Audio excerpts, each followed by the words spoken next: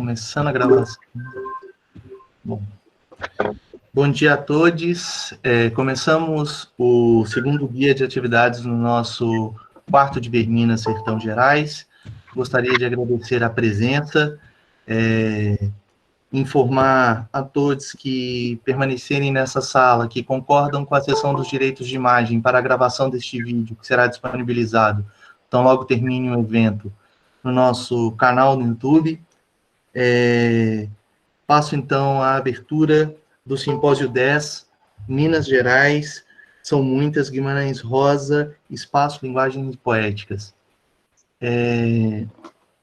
Eu queria agradecer a presença da professora Cláudia Campos Soares e da professora Márcia Marques Moraes neste simpósio, e informar que a coordenadora do simpósio, professora Ivana Ferrante Rebelo de Almeida, não está presente em função da descoberta recente de sua contaminação pela Covid-19. Ela pede desculpas pela ausência, e nesse sentido eu assumo em seu lugar, como representante da Unimontes, a coordenação dos trabalhos dessa mesa.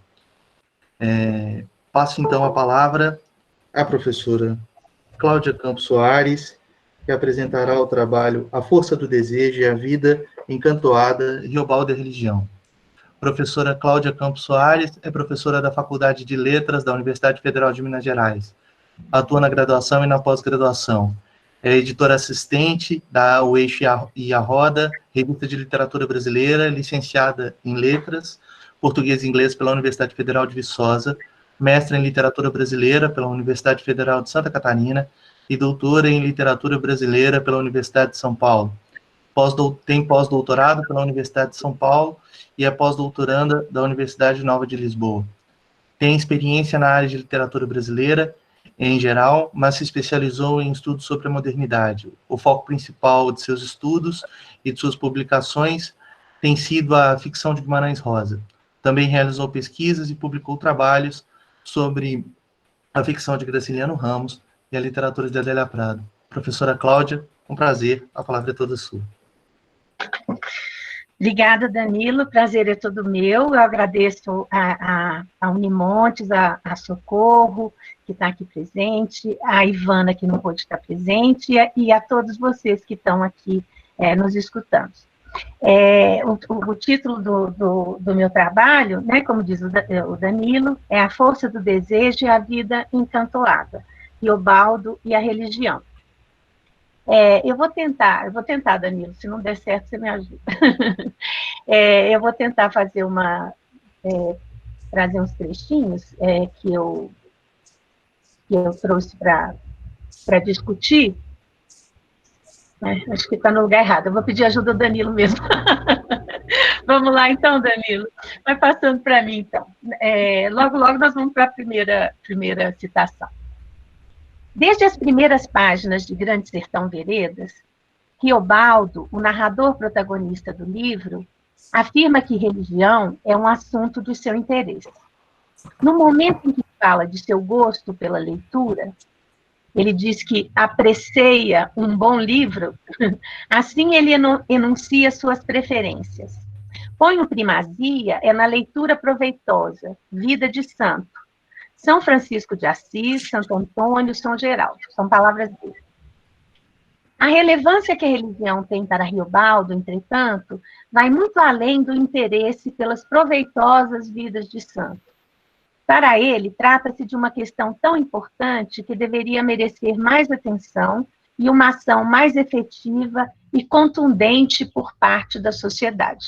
E aí vamos a essa primeira citação que está aí nesse trechinho. Às vezes, eu penso, seria o caso de pessoas de fé e posição se reunirem em algum apropriado lugar, no meio dos gerais, para se viver só em altas rezas, fortíssimas, louvando a Deus e pedindo glória do perdão do mundo. Todos vinham comparecendo, lá se levantava enorme igreja, não havia mais crimes nem ambição, e todo o sofrimento se espraiava em Deus, dado logo até a hora de cada uma morte cantar. Um outro trechinho onde ele afirma coisa semelhante é assim, ó. Todo assim, o que minha vocação pedia era um fazendão de Deus, colocado no mais topo, se braseando incenso nas cabeceiras das roças, o povo entoando hinos, até os pássaros e bichos vinham bizar. Senhor, imagina, gente sã, valente, querendo só o céu, finalizando. Então, é isso que ele acha que devia ser feito, né? Para resolver os problemas do mundo. Muita reza, muita reza. A religião é uma questão tão importante para o ex-jagunço, porque ele gostaria de encontrar nela um sistema explicativo capaz de dar conta das experiências extremamente perturbadoras que viveu no passado, e cujo significado, ainda hoje, na velhice, lhe escapam. A inquietação que isso provoca leva-o a contar sua história ao doutor, seu interlocutor implícito, esperando que venha dele algum esclarecimento. É o que se percebe, por exemplo, neste trecho do livro. O senhor não acha? Me declare franco, peço.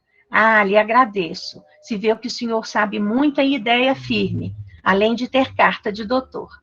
Lhe agradeço, portanto. Né? Então, ele espera que o doutor ajude ele nesse processo de esclarecimento, né? E nesse outro trecho, afirma: o senhor é homem sobrevindo, sensato, fiel como papel. O senhor me ouve, pensa e repensa, rediz, então me ajuda. Eu só pus essas citações maiorzinhas aí, tá? Essas pequenininhas eu não coloquei, não. Sobre sua demanda de sentido, afirma Riobaldo num trecho muito conhecido do livro.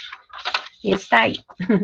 Eu queria decifrar as coisas que são importantes. E estou contando, não é uma vida de sertanejo, seja se for jagunço, mas a matéria vertente. Queria entender do medo e da coragem e da gana que empurra a gente para fazer tantos atos, dar corpo ao suceder. Como se vê, Riobaldo quer decifrar nada menos que a matéria vertente, vale dizer, o sentido da travessia humana no mundo.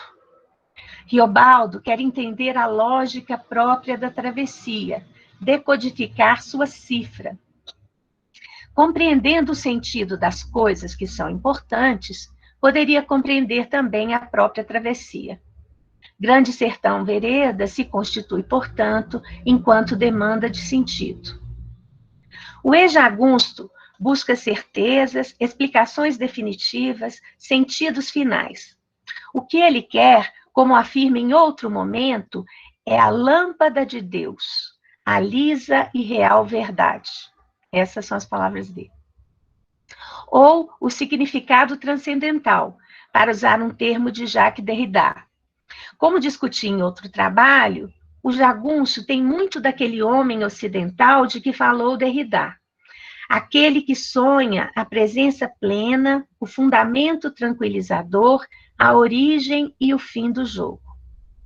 Essa presença, o fundamento tranquilizador, permite que a angústia seja dominada. E é isso, justamente, o que Riobaldo busca nas religiões. Ele espera que advenha daí a resposta definitiva para as questões cujo sentido não alcança. Mais uma vez, nas primeiras palavras do livro, que ele afirma. Mais uma citaçãozinha aí. O que mais penso, testo e explico, todo mundo é louco. O senhor, eu, as pessoas todas. Por isso é que se carece principalmente de religião, para se desendoidecer, desdoidar. Reza é que sara da loucura. No geral, isso é que é a salvação da alma. Muita religião, seu moço. A religião sara da loucura porque empresta sentido ao que parece absurdo e perturbador, e assim pode aplacar a angústia. Riobaldo gostaria de poder, por meio dos preceitos que ela oferece, alcançar o significado definitivo, encontrar para os acontecimentos desconcertantes de sua trajetória alguma lógica, ainda que obscura e difícil de ser atingida, pois, como um enigma, precisa ser decifrada, né? Como ele diz nesse trechinho que a gente leu acima.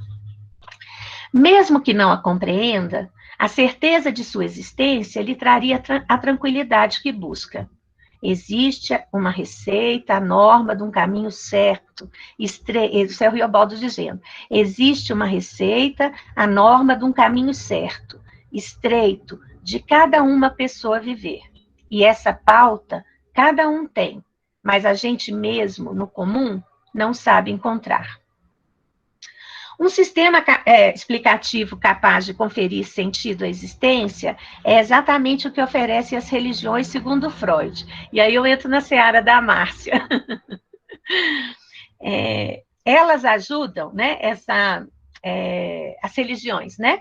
Elas ajudam, segundo Freud, a tornar suportável o desamparo humano, assim explicado por ele. Eu vou ler uma citação do Freud. Para o indivíduo, a vida é difícil de suportar. A civilização de que participa impõe-lhe uma certa quantidade de privação e outros homens lhe trazem outro tanto de sofrimento. Seja apesar dos preceitos de sua civilização, seja por causa das imperfeições dela. A isso se acrescentam os danos que a natureza indomada, tá aí também esse, né? Que a natureza indomada, o que ele chama de destino, lhe inflige.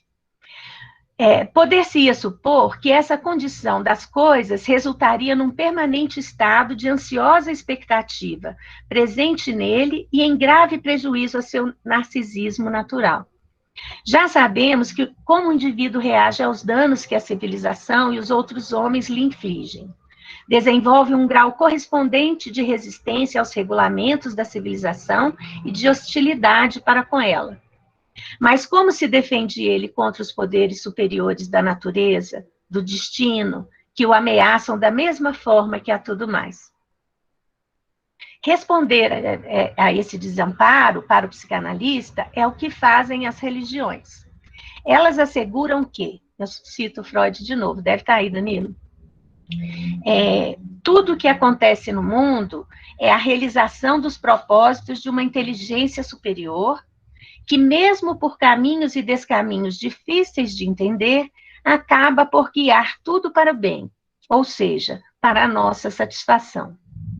Acima de cada um de nós vela uma providência bondosa, apenas aparentemente severa, que não permite que nos tornemos o joguete de forças naturais poderosas e implacáveis. E tem uma similaridade muito grande entre essa última citação do Freud, né, e um trechinho de que fala um trechinho do Grande Sertão, em que Riobaldo fala o seguinte, olha: um doutor rapaz que explorava as pedras turmalinas no vale do Araçuaí, discorreu me dizendo que Deus não há. Estremeço. Como não ter Deus? Com Deus existindo, tudo dá esperança. Sempre um milagre é possível. O mundo se resolve. Mas se não tem Deus, há de a gente perdidos no vai e vem. E a vida é burra. É o aberto perigo das grandes e pequenas horas, não se podendo facilitar. É todos contra os acasos. Tendo Deus, é menos grave se descuidar um pouquinho, pois no fim, dá certo. Mas se não tem Deus, então, a gente não tem licença de coisa nenhuma, porque existe dor, e a vida do homem está presa, encantoada. A ideia de um mundo de onde Deus está ausente horroriza Riobaldo, porque sem ele, a travessia humana no mundo não faria sentido. A experiência e o sofrimento a ela inerente seria burra, e o ser humano estaria preso no vai e vem, no movimento repetitivo, sem progressão, absurdo, enfim. O ejagunço tem muita dificuldade em aceitar que sua travessia se reduza a isso. Daí sua necessidade de afirmar a existência de Deus. Travessia, Deus no meio. São palavras dele também. Isso é o que ele precisa, não o que ele alcança. Riobaldo busca sentidos últimos e certezas absolutas. Acaba, entretanto, sempre esbarrando na ambiguidade, no impasse, na aporia, enfim, na impossibilidade do estabelecimento de qualquer sentido final apaziguador. É o que se verifica também quando o assunto é religião. Ele afirma, por exemplo, eu cá, está aí também, eu cá não perco ocasião de religião. Aproveito de todas, bebo água de todo o rio. Uma só para mim é pouca, talvez não me chegue.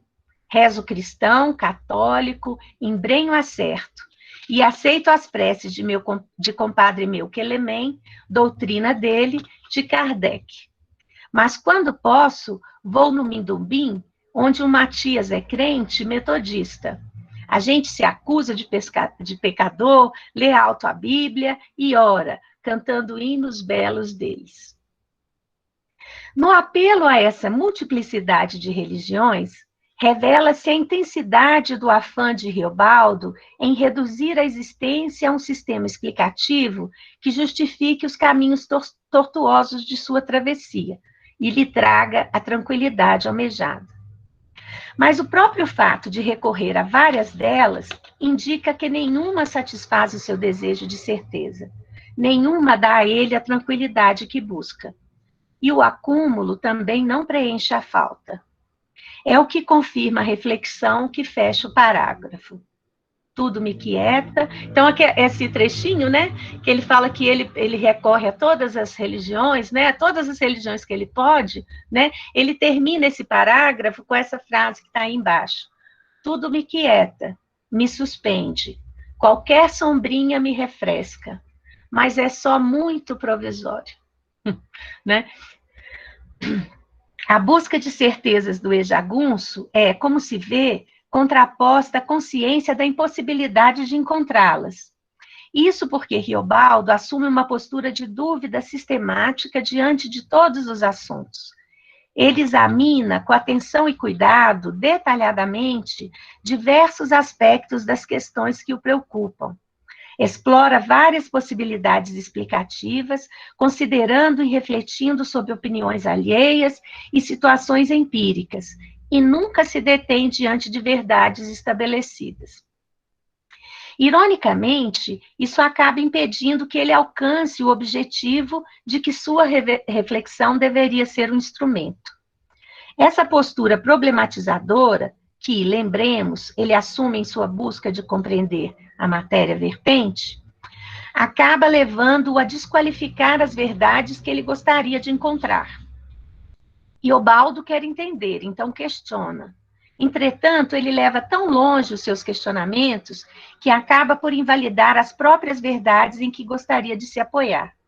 Daí que só chegue a verdades, entre aspas, né, provisórias. Vejamos, por exemplo, sua posição em relação a certas concepções de Quelemem, amigo e espécie de guia espiritual do ejagunço. Foi aquele a quem mais tarde Riobaldo passou a chamar de compadre, quem o consolou e apoiou por ocasião da terrível perda que sofreu na Batalha do Paredão. Depois de fim da guerra, Riobaldo procurou Zé Bebelo e esse lhe disse conhecer a pessoa de quem seu ex-professor precisava naquele momento, e instou-o a procurar Quelemem.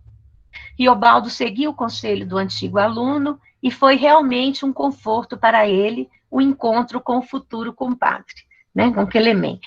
Ele diz sobre o Quelemem, ele diz isso aí, né? Só Zé Bebelo mesmo para meu destino começar a salvar. Compadre meu Quelemem me hospedou, deixou eu, né, deve ser, contar minha história inteira.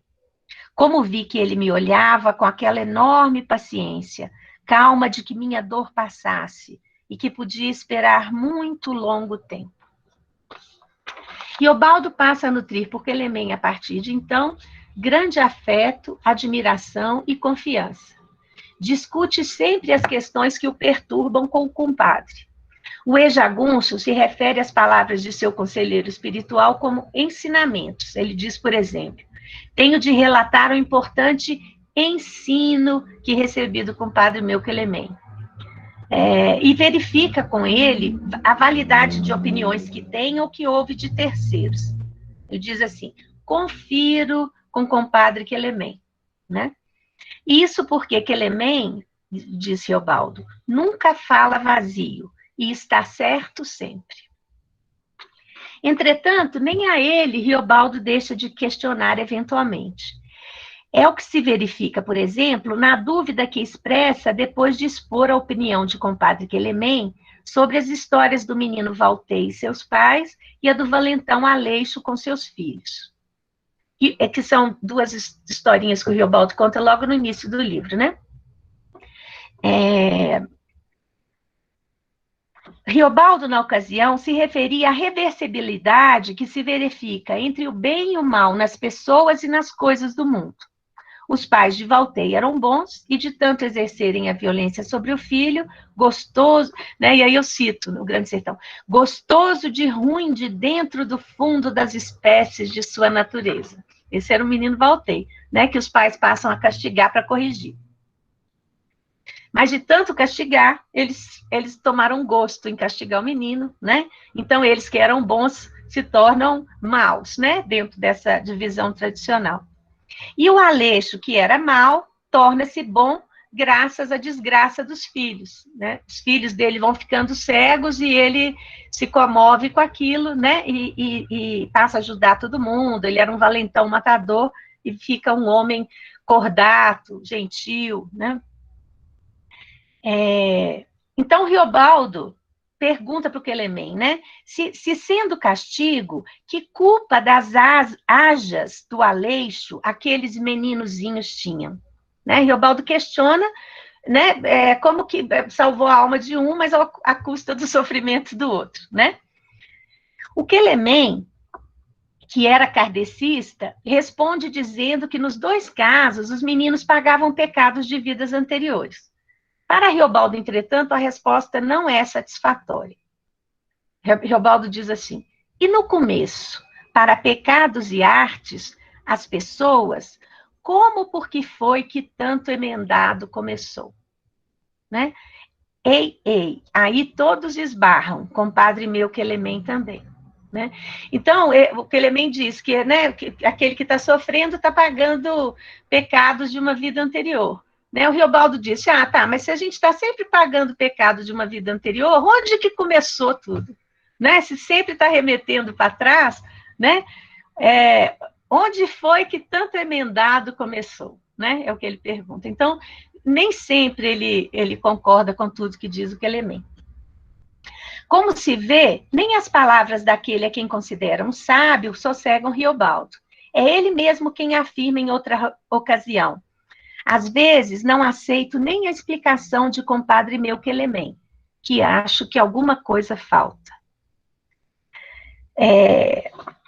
Então, o Riobaldo faz uma outra pergunta para o Quelemem, que o Quelemem também não pode responder, que é a respeito do encontro dele com Diadorim Meninos, à beira no encontro de janeiro com São Francisco, né?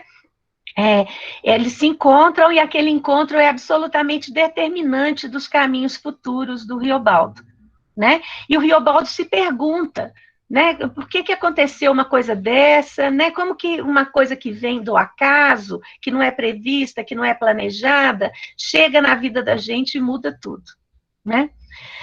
Então ele se pergunta sobre isso. Por que foi que eu precisei de encontrar aquele menino? Toleima, eu sei, Doudi. O senhor não me responda, mas que coragem inteirada em peça era aquela dele. De Deus, do demo, por duas por uma, isso que eu vivo pergunta de saber, nem o compadre Quelemem não me ensina, né? Então, o compadre Quelemem não tem resposta para tudo, né? Ainda perplexo diante da capacidade de um evento, produzido por circunstâncias absolutamente fortuitas, de definir os rumos de sua vida, Riobaldo consulta o compadre a respeito mais uma vez, mas Quelemem não pode responder, mesmo porque nenhuma resposta satisfaz o ex-jagunço. Sua postura de questionamento sistemático não permite que nenhuma certeza se mantenha por muito tempo.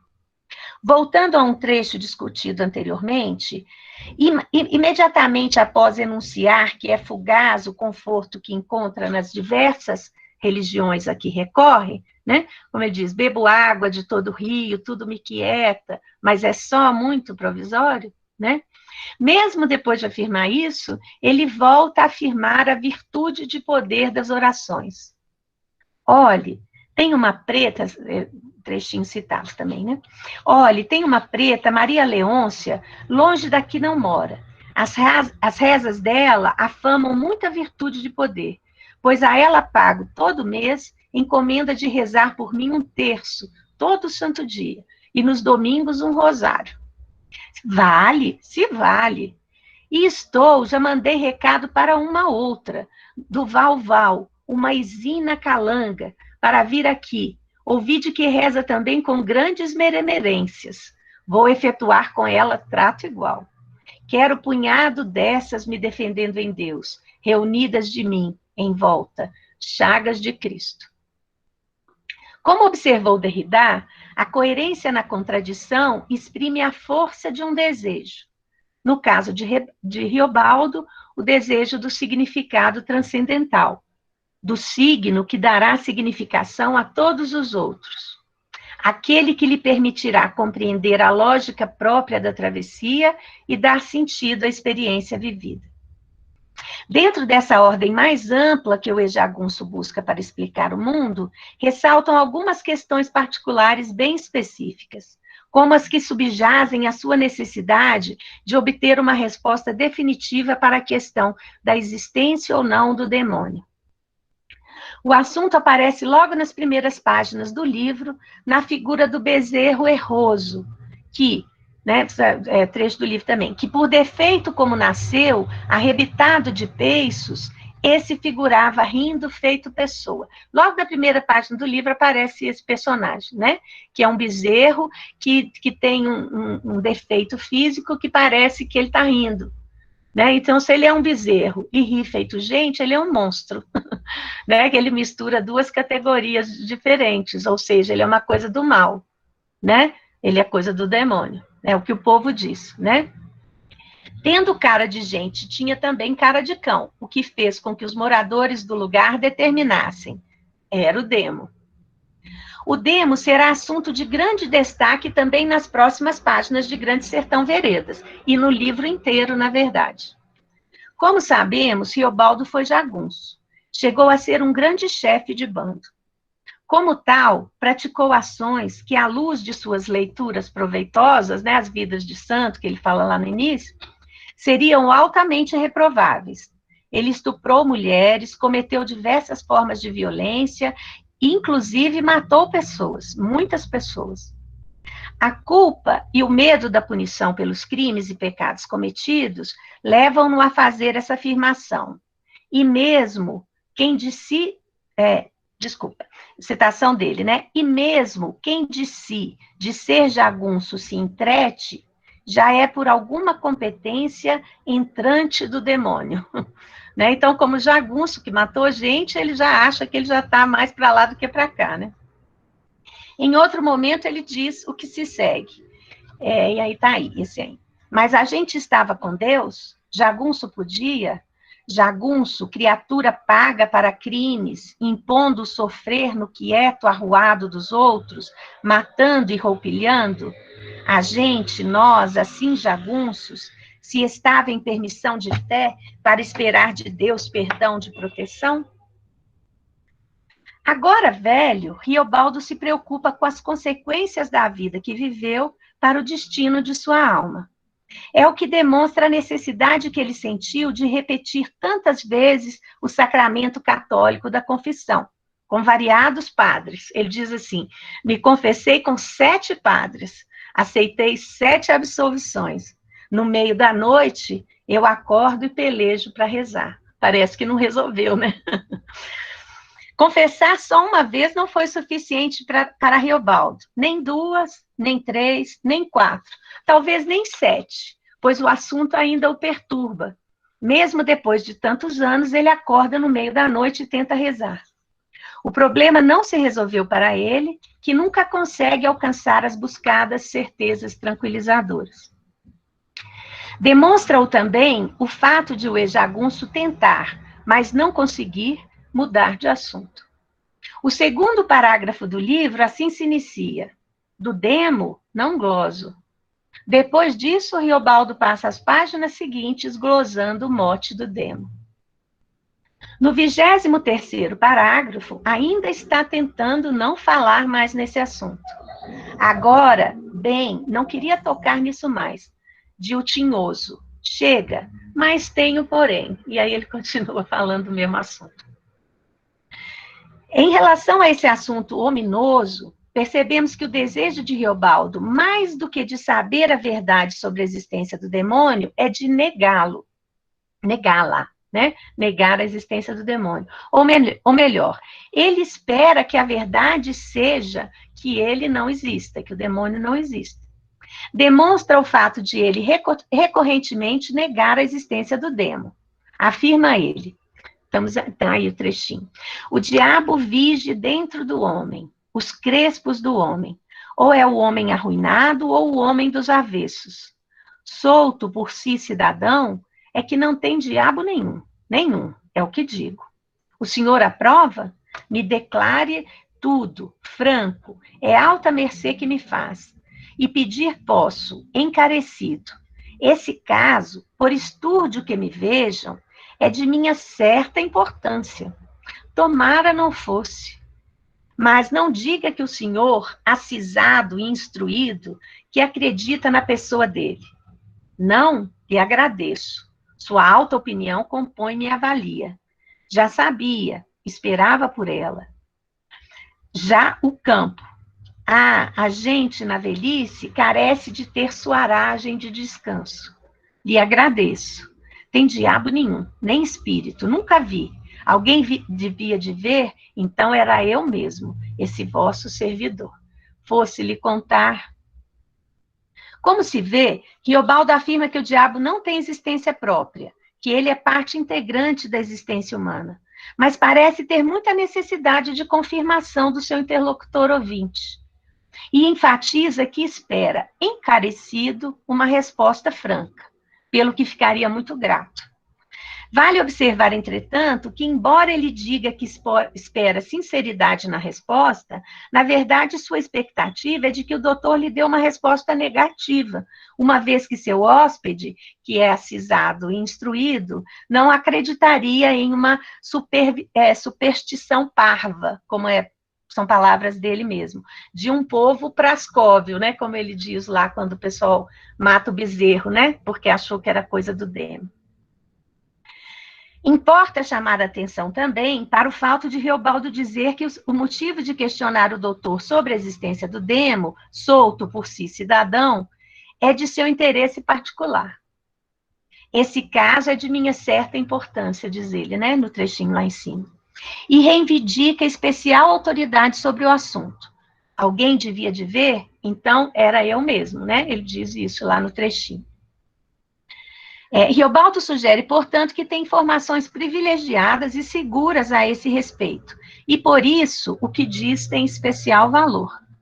Afirma também que preferia que assim não fosse, que não tivesse essas informações. Tomara não fosse, né, diz ele. Tomara ele não fosse uma pessoa especial para falar desse assunto. Interessa ainda ressaltar, em relação ao trecho em questão, que a confirmação que o doutor deu a Riobaldo de que o diabo não existe, trouxe ao ejagunço uma aragem de descanso. A essa altura, ainda não sabemos o porquê dessas afirmações, mas já fica evidente que negar a existência do demônio é muito importante para Riobaldo. Na medida em que a narrativa progride, a necessidade de confirmação de que o diabo não existe é reiteradamente confirmada por Riobaldo. Na sua opinião, a questão é de tal gravidade que deveria ser de responsabilidade, inclusive governamental. E aí tem esse outro trechinho aí. Olha, o que devia de haver era de se reunirem os sábios, políticos, constituições gradas, fecharem o definitivo a noção.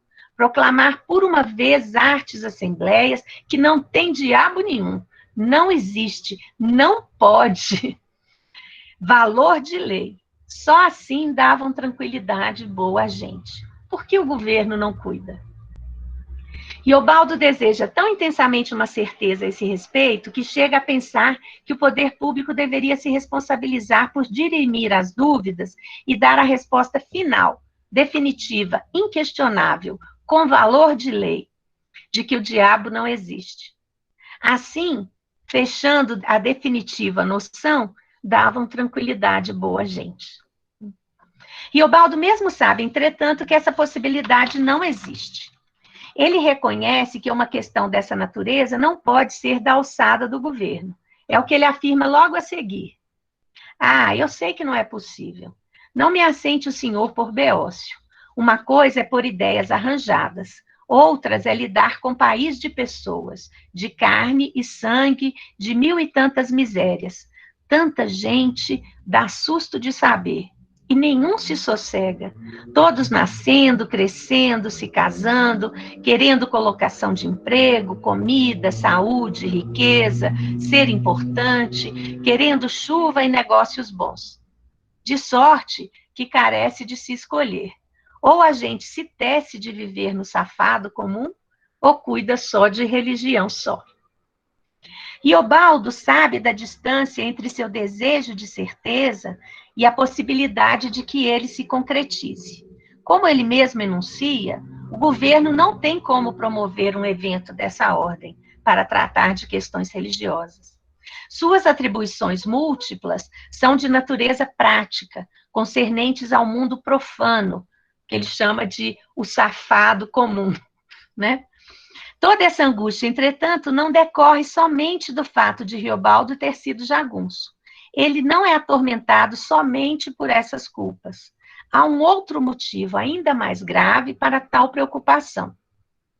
O ex-jagunço pode ter, num certo momento de sua juventude, feito um pacto com o demônio. Ou pelo menos decidiu fazê-lo e tomou as providências necessárias para tal, segundo as normas sertanejas do ritual macabro. Assim, pode ter comprometido irremediavelmente sua alma.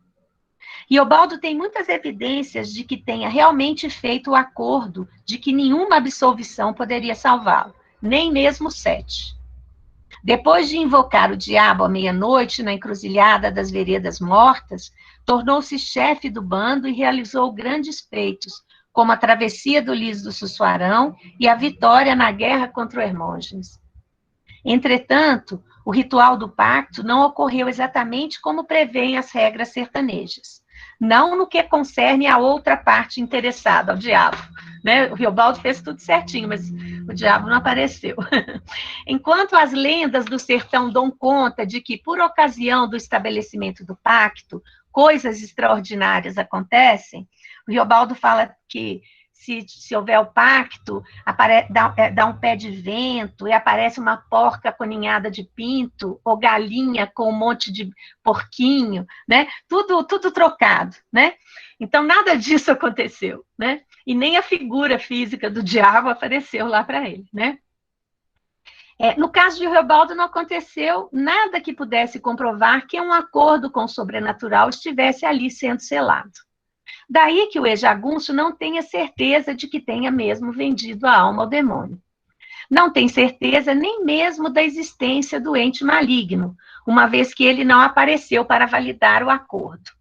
Mas também não tem certeza do contrário, como se revela no paradoxo que Riobaldo denuncia nos seguintes termos, depois que ele faz, né, que ele vai lá para a encruzilhada e invoca o demônio. Ele diz assim: ele, o demônio, não existe e não apareceu nem respondeu, que é um falso imaginado, mas eu supri que ele tinha me ouvido. É aquela história, né? Não existe, não acredito em bruxas, mas que elas existem, existem. Né? Em alguns momentos, o ex-jagunço acha possível que esteja com a alma comprometida.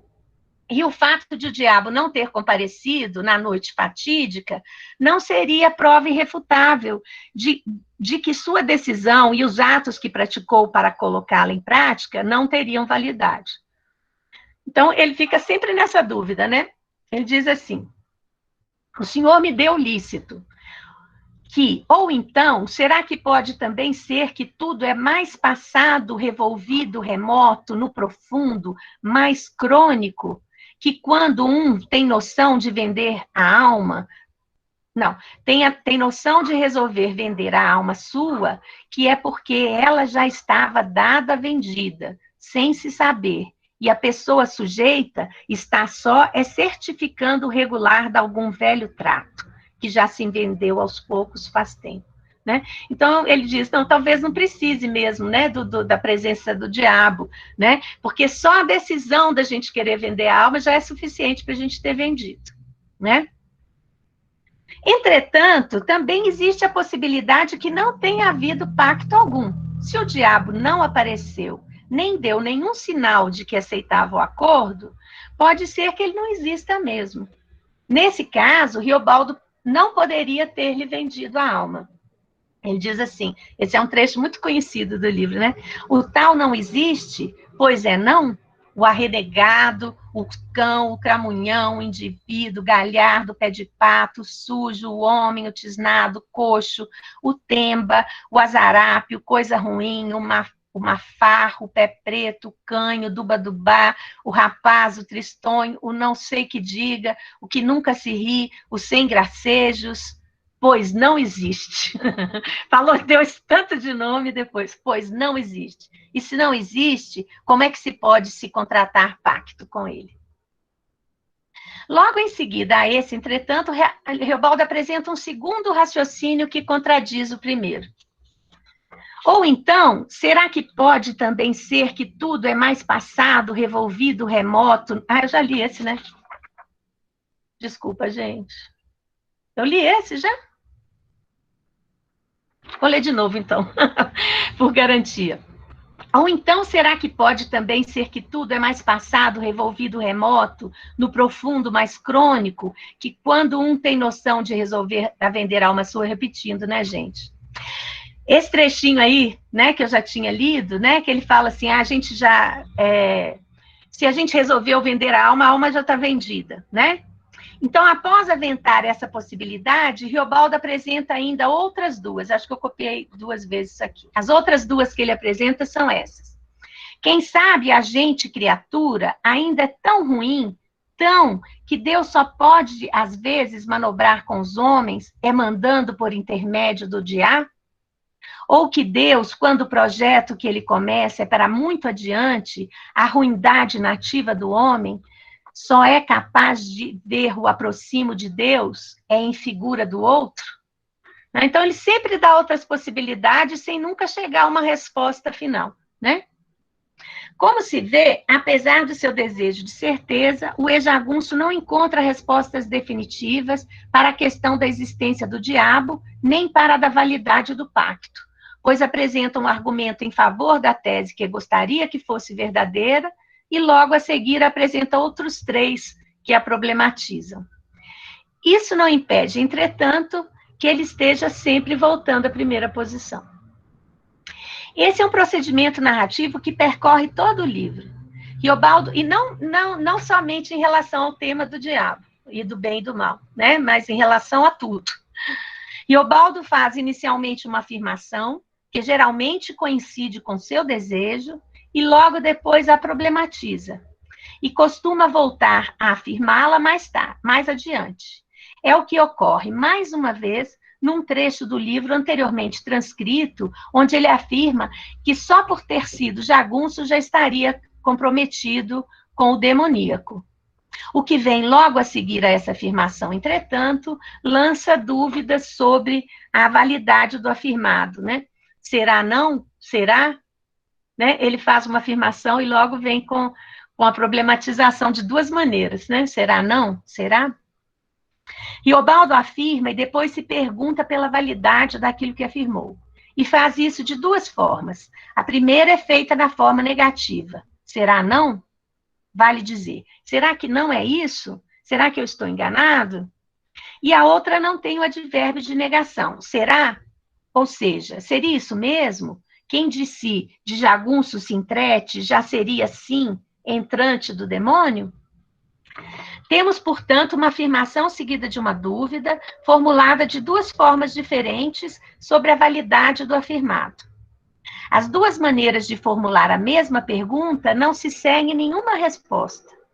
E a resposta, ao contrário, fica em suspenso, até ser recolocada outra vez com os mesmos resultados, em outro momento do livro. Riobaldo, portanto, não consegue aplacar a angústia da dúvida. Não podendo alcançar a lâmpada de Deus, o ejagunço se encontra desamparado, vulnerável, indefeso diante do aberto perigo. Esse é um dos principais motivos que fazem do viver um negócio muito perigoso. Obrigada. É isso.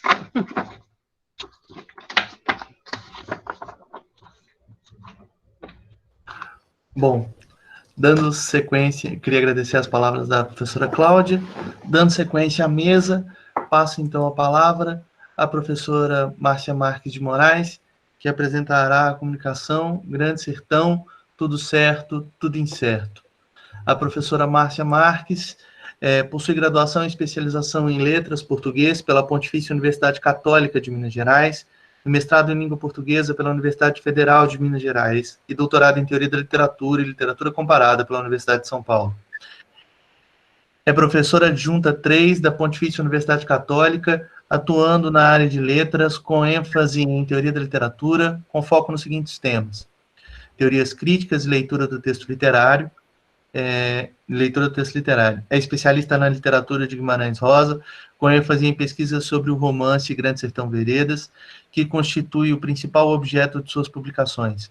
Coordena atualmente os grupos de pesquisa intitulados A Obra de Guimarães Rosa, Produção e Recepção sob o Viés da Estética Cognitiva, Texto Literário, Sombras da Escrita e sua Projeção na Leitura, com vistas à formação de leitores, de professores de leitura e de pesquisadores interessados na função do texto literário no processo de leitura, buscando para isso o diálogo entre as teorias literárias e linguísticas e entre os processos de produção e recepção de textos, na construção dos conhecimentos, habilidades e atitudes inerentes ao ato de ler. Foi coordenadora adjunta da área de Linguística e Literatura na CAPES para mestrandos profissionais. Coordena desde 2009 com a professora Denise Borilli e com a professora Rita Gabrielli o curso de especialização Texto Criativo, Leitura e Escrita, a partir de projeto inovador, que investiga processos de criação e experimenta o ato criador em suas múltiplas realizações narrativas e poéticas, literatura, música, cinema, teatro, HQs, editoração, desenho e outros. Com prazer que, então, passo a palavra à professora Márcia Marques. Bom dia, né? Estão me ouvindo? Então... que eu não estou me vendo, então estou achando estranho. Eu não estou me vendo. Sim, estamos ouvindo perfeitamente. Bom, então, bom dia a todos, né, e a todas.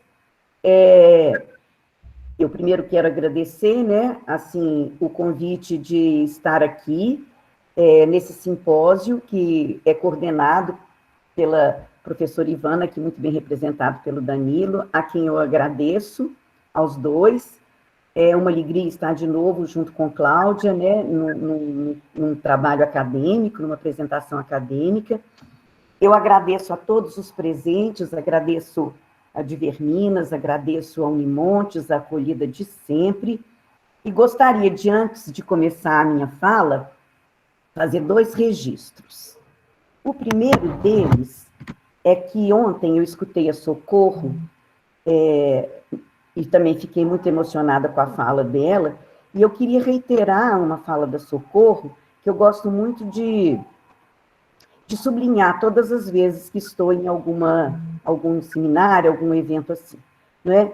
É a alegria de ter como público o pessoal da graduação que está se preparando, né, para pesquisas, para outros estudos, e que, de fato, né, a gente acredita, são aqueles que vão levar o bastão da literatura e da leitura, né, por aí, pelo nosso Brasil tão necessitado dela. Então, eu agradeço muito a fala da Socorro, que eu assino embaixo, porque eu acho mesmo que a graduação é um lugar privilegiado para esse início, né, das habilidades de pesquisa e de ensino, né? E a gente sabe que a maioria das pessoas da graduação vai se dedicar também ao ensino de que tanto necessita o nosso país. Então, a primeira questão é essa. A segunda questão é registrar a presença da PUC nesse Diver Minas, não só através de mim, né, da minha pessoa, porque ontem foram citadas as universidades e foram citadas todas as públicas que fazem parte do Diver Minas, e eu gostaria de registrar a presença da PUC Minas nesse evento. Eu venho participando dele em 3 edições, essa é a 4ª, né? Quer dizer, eu venho das 4 edições, eu participei de 3 como representante da PUC. Nós temos 2 pessoas da PUC que vão apresentar trabalhos no dia 25, depois de amanhã, que estão apresentadas como professoras da UFMG, de que foram mesmo professoras, mas trabalharam mais de 20 anos na PUC, logo depois da sua aposentadoria na UFMG. São as professoras Maria Nazaré Fonseca, Soares Fonseca, e o professor, que foi homenageado, inclusive, por aqui numa edição, que é o professor Marco Antônio de Oliveira. Eu gostaria de fazer esse registro, porque as coisas estão oficialmente gravadas, e eu não poderia me omitir relativamente a isso, não é? Isso posto, eu passo, então, a apresentar o meu trabalho, que, de uma certa maneira, vai mostrar essas dúvidas, essa diversidade mesmo, essas questões paradoxais que existem na obra do Guimarães Rosa, né? Que busca ver no paradoxo, né, uma suplementação, uma complementação de sentidos que o mundo, né, da realidade não nos propicia. Então, nós não temos como responder com certeza, né, às questões, como a gente viu com Cláudia, as questões da ordem da religião, relativamente do Riobaldo, como não vamos ter também condições de responder a muitas incertezas com relação à leitura. Aí, isso seria o quê? Um problema? Não, isso seria uma qualidade, né? Isso é uma característica da literatura. A literatura é uma categoria importantíssima na transformação das pessoas, porque ela é o exercício da incerteza. E nós somos, por natureza, essa natureza que a Cláudia trouxe aqui através do Freud e através do Riobaldo / Guimarães Rosa, dialogando com Freud, essa natureza indômita, que acaba sendo considerada por nós um destino, né? E é um destino interessante, porque nessa Covid nós estamos vivendo esse destino, né? A natureza está colocando-se como destino, né? Então é muito interessante que a literatura e a arte em geral antevejam, né, essas questões pelas quais o homem humano, né, atravessa.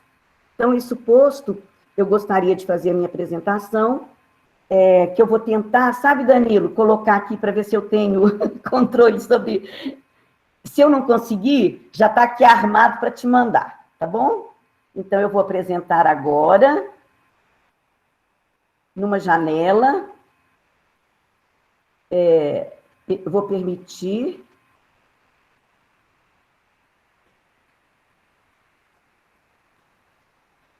essa tela inteira. Tá dando para ver? Deixa eu ver se eu consigo. Agora sim. Então, vamos lá.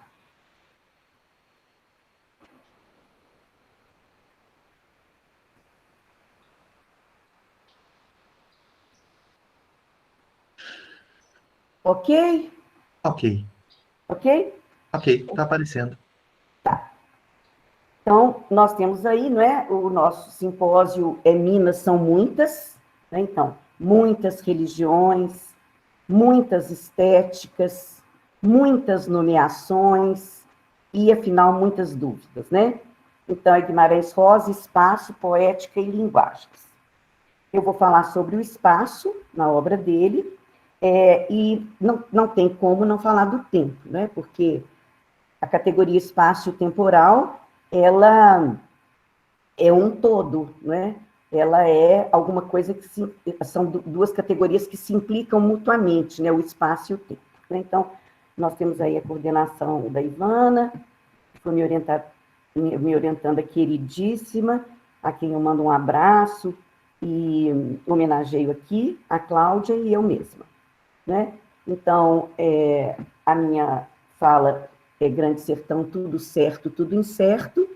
Eu vou ler o resumo, porque eu gostaria que vocês acompanhassem didaticamente mesmo, né, a apresentação. Então, pretendo trabalhar com a polissemia da palavra sertão no romance rosiano, a partir do diálogo do Grande Sertão de Rosa com os sertões de Euclides da Cunha, passando por suas referências a um mapa real, para culminar nas inferências a uma cartografia imaginária. Então, real e imaginário, né? Maneira de tratar o que é paradoxal na nossa vida. Esse espaço real, imaginário e simbólico, que é o simbólico da linguagem, aqui eu estou usando uma terminologia lacaniana, objetivaria embaralhar noções espaço-temporais para confirmar o paradoxo como grande operador do processamento de sentido na literatura de Guimarães Rosa.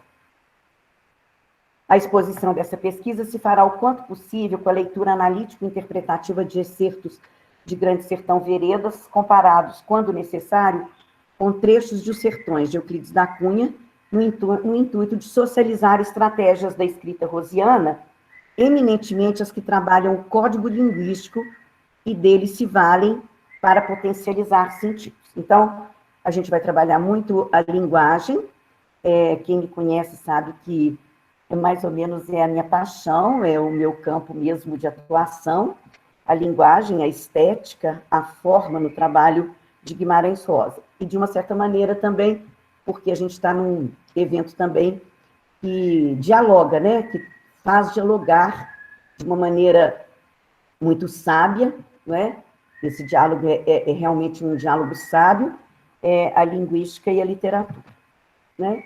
Então, a gente vai começar com a etimologia de sertão, que muitas pessoas se perguntam, desertão? Né?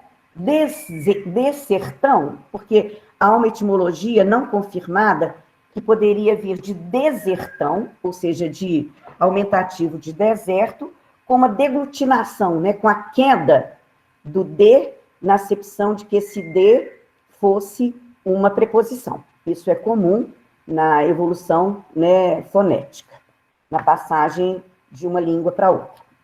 Eu estou me valendo aqui de um texto de Gustavo Barroso, que está na obra de Valnice Galvão, citada lá nas referências, que vai falar sobre essa etimologia.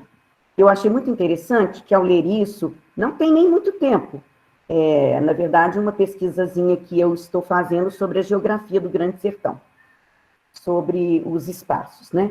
E aí é interessante que a gente vai chegando a umas questões, né?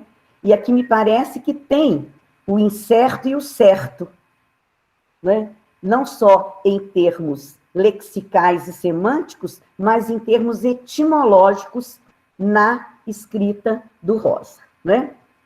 Então, a palavra já era usada na África e até mesmo em Portugal, né? Tanto é que essa palavra sertão, ela está na carta de Pero Vaz Caminha.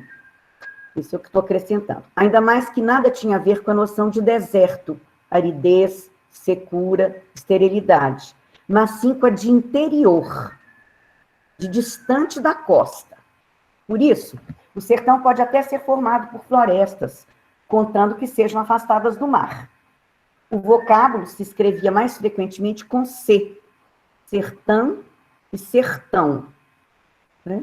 Ou tudo certo, tudo incerto, do que com S. e vai encontrar a etimologia correta no Dicionário da Língua Bunda de Angola, de Frei Bernardo Maria de Carnecatim, de 1804, onde o verbete museutão, bem como sua corruptela sertão, é dado como locus mediterrâneos, isto é, um lugar que fica no centro ou no meio das terras. Ainda mais na língua original era sinônimo de mato, sentido correntemente usado na África portuguesa, só depois ampliando-se para mato longe da costa. Os portugueses levaram-na para sua pátria e logo trouxeram-na para o Brasil, onde teve longa vida, aplicação e destino literário.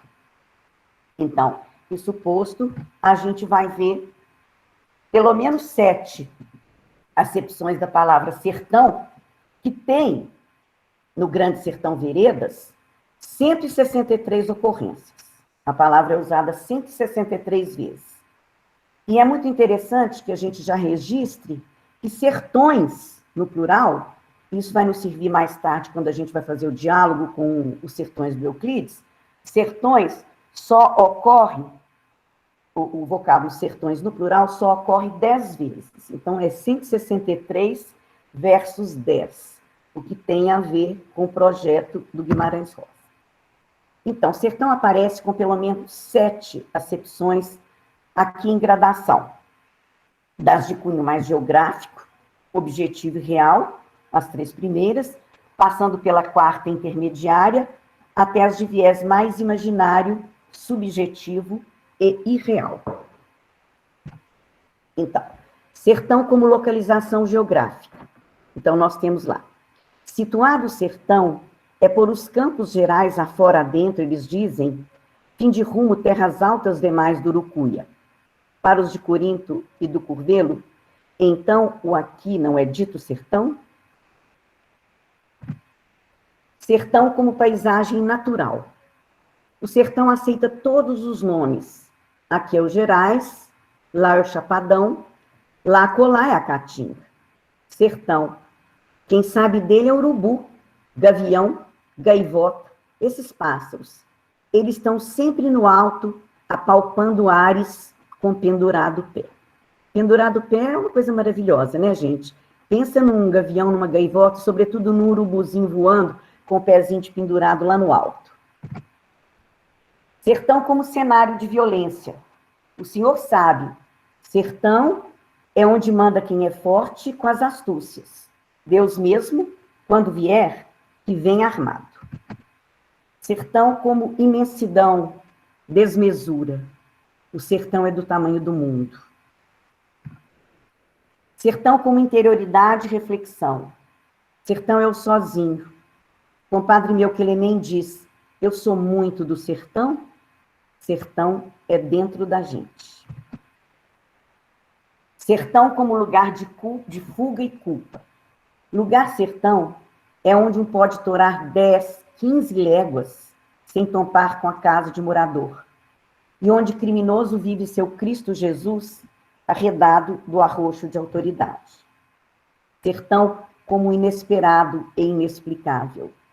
Sertão se diz, o senhor querendo procurar, nunca não encontra. De repente, por si, quando a gente não espera, o sertão vem. Então, sertão é isso. O senhor sabe, tudo incerto, tudo certo. Né? Então, trabalhando então nessa pequena pesquisa com relação à geografia, deixa eu tirar uma barrinha que apareceu aqui. Pronto. A gente tem os sertões vistos como espaços referenciais e imaginários, né? A partir lá, eu devia até ter posto sertão, espaço referencial e imaginário.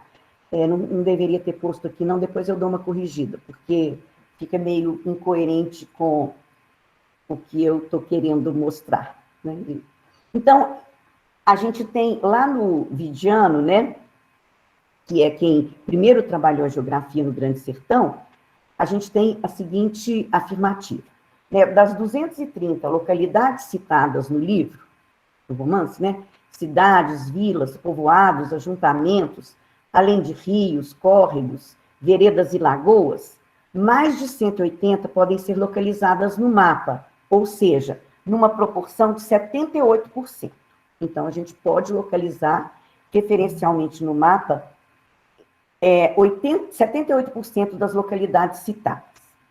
No trabalhozinho que eu fiz e apresentei para o programa de pós-graduação em espaço, né, geográfico, na PUC Minas, eu fiz como o público não era um público de literatura, e eu podia contar com gente que não tivesse lido ainda O Grande Sertão, eu me vi no dever de fazer uma paráfrase, né? Paráfrase é sempre uma coisa muito pedestre, como diz o Antônio Cândido. Fazer uma paráfrase para apresentar o enredo e depois discorrer sobre os espaços. Então, eu fiz com excertos do Grande Sertão, né? Destacados para apresentar uma paráfrase do romance a público interessado nos espaços geográficos e nas paisagens contempladas pelo texto rosiano. E nessa paráfrase, eu intentei definir o espaço, lugar de cada episódio, né, na travessia do Riobaldo, né, no romance de formação do Riobaldo. E dentre em torno de 20 lugares assinalados, na paráfrase, 13, indubitavelmente, têm referência em mapa da realidade. Então, o percentual diminui um pouquinho e é um percentual de mais ou menos 65%, mas já dá uma diminuída, né?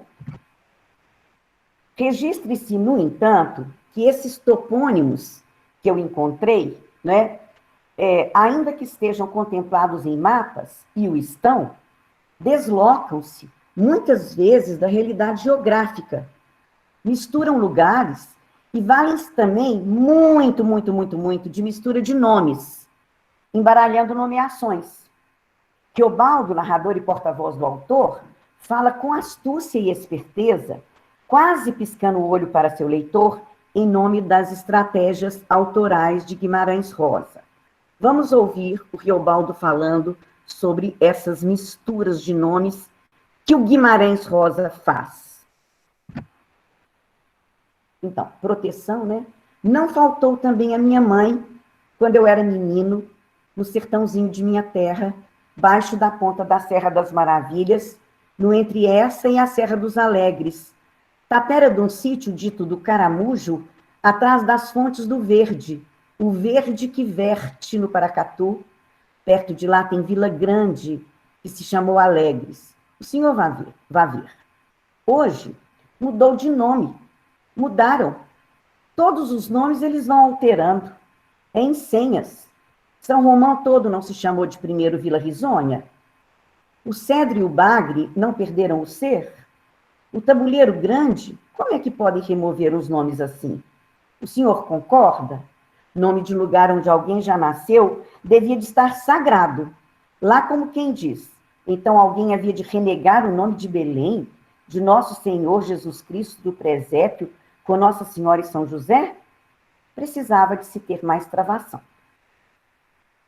Então a gente está vendo que ele mesmo enuncia, como sempre, não é, o modus operandi, né, na projeção de uma estética que ele tem como projeto, né? Ouçamos agora, então, Antônio Cândido sobre isso, né? Na revista Diálogo, a primeira publicação sobre o Sertão é o Mundo. Dobrados sobre o mapa, somos capazes de identificar a maioria dos topônimos. O mundo de Guimarães Rosa parece dado pela observação. Cautela, todavia. Premido pela curiosidade, o mapa se desarticula e foge. Aqui um vazio, ali uma impossível combinação de lugares, mais longe uma rota misteriosa, nomes irreais. E certos pontos decisivos escapam de todo. Começamos então a sentir que a flora e a topografia obedecem frequentemente à necessidade da composição. Aos poucos, vemos surgir um universo fictício. Bom, então, isso posto, né, a gente vai ver o certo e o incerto na nomeação do espaço do sertão. Outros enigmas? Então, nós vamos entrar no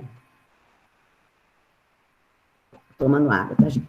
Nós agora vamos entrar no espaço, depois a gente vai passar para o tempo.